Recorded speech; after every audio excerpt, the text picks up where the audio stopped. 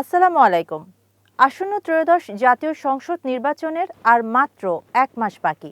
রাজনৈতিক দলগুলো যখন শেষ মুহূর্তের প্রস্তুতিতে ব্যস্ত, ঠিক তখনই একটি বেসরকারি জাতীয় জরিপ বাংলাদেশের নির্বাচনী রাজনীতিতে এক নতুন বাস্তবতার ছবি তুলে ধরেছে।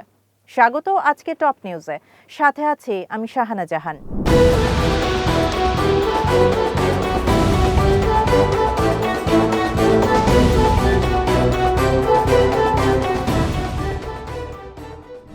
দীর্ঘদিন ধরে চলে আসা বিএনপি আওয়ামী লীগ দ্বিদলীয় প্রতিযোগিতার গণ্ডি ভেঙে এবার ক্ষমতার লড়াই মূলত রূপ নিচ্ছে বিএনপি ও জামায়াতে ইসলামীর মুখোমুখি দ্বন্দ্বে, যারা একসময় রাজনৈতিক মিত্র ছিল।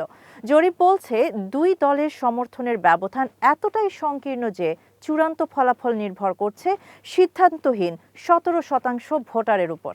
শেষ মুহূর্তে এই ভোটাররাই হয়ে উঠতে পারেন প্রকৃত কিংমেকার।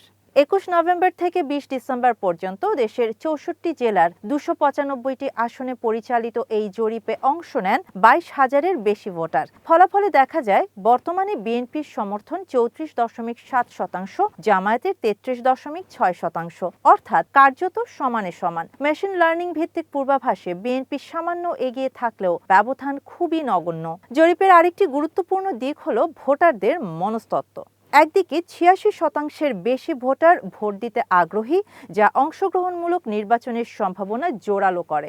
অন্যদিকে তরুণ, শিক্ষিত ও শহুরে ভোটারদের মধ্যে আস্থার সংকট গভীর।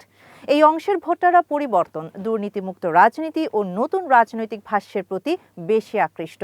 বিশ্লেষণে দেখা যায় কম শিক্ষিত, গ্রামীণ ও পেশাজীবী ভোটারদের মধ্যে বিএনপি তুলনামূলকভাবে শক্ত অবস্থানে। কারণ হিসেবে উঠে এসেছে অতীত শাসন অভিজ্ঞতা ও স্থিতিশীলতার প্রত্যাশা। বিপরীতে জামায়াত সমর্থন পাচ্ছে সততা, দুর্নীতিবিরোধী ভাবমর্যাদা ও সাংগঠনিক শৃঙ্খলার কারণে। তরুণদের মধ্যে এনসিপিও একটি বিকল্প শক্তি হিসেবে উঠে আসছে।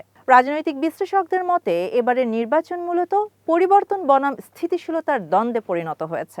জুলাই গণঅভ্যুত্থানের পর দেশের একাংশ মৌলিক সংস্কার চায়, অন্য অংশ চায় দ্রুত রাজনৈতিক স্থিতিশীলতা। সব মিলিয়ে এই জরিপ ইঙ্গিত দিচ্ছে ত্রয়োদশ জাতীয় সংসদ নির্বাচন কেবল ক্ষমতার পালাবদলের প্রশ্ন নয়, বরং বাংলাদেশের রাজনৈতিক আদর্শ, নেতৃত্ব ও রাষ্ট্রচিন্তার ভবিষ্যৎ পথ নির্ধারণের এক গুরুত্বপূর্ণ সন্ধিক্ষণ।